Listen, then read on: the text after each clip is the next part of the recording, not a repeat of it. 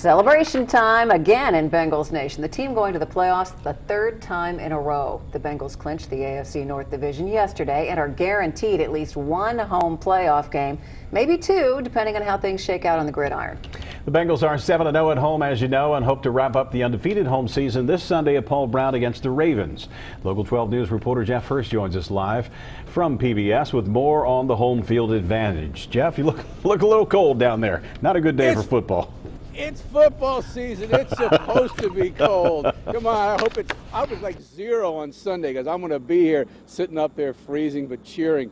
You know, the Bengals are amazing at home, as you said. They're undefeated at home, and they've scored more than 40 points in each of their last 4 home games. But home has a different kind of meaning also during this holiday season, because a lot of the Bengals and all pro athletes live all around the country, not necessarily here, and so they're not necessarily going to be home for Christmas. So it's nice to have a touch of home at the home field.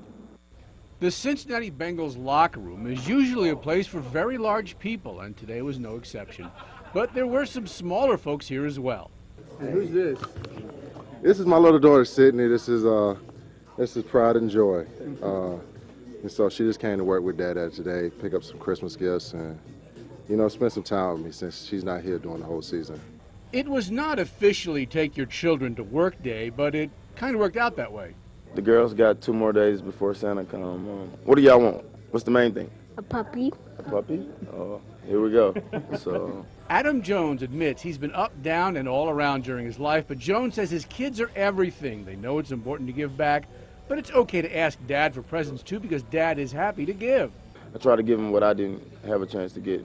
Growing up as an inner city kid, coming from poverty, we didn't have too much, but it was okay for me. But I just try to make sure my kids can have a way better lifestyle than me, and that's the reason why I play this game.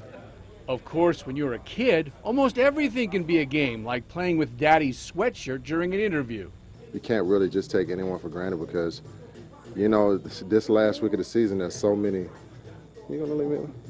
There's so many teams fighting for their divisions.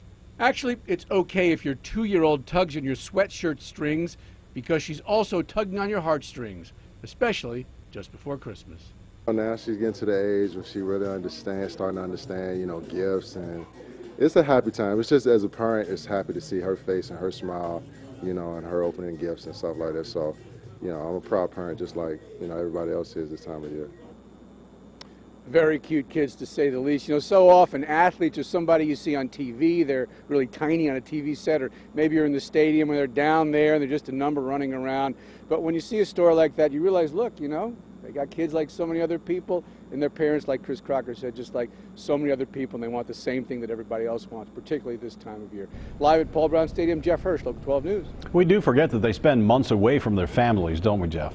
Yeah, absolutely. I mean, some live here full time and some actually retire here, but most athletes don't live in the place where they play. They're here for a while and their families are somewhere else. Jeff Hirsh, thanks very much. Coming up on Local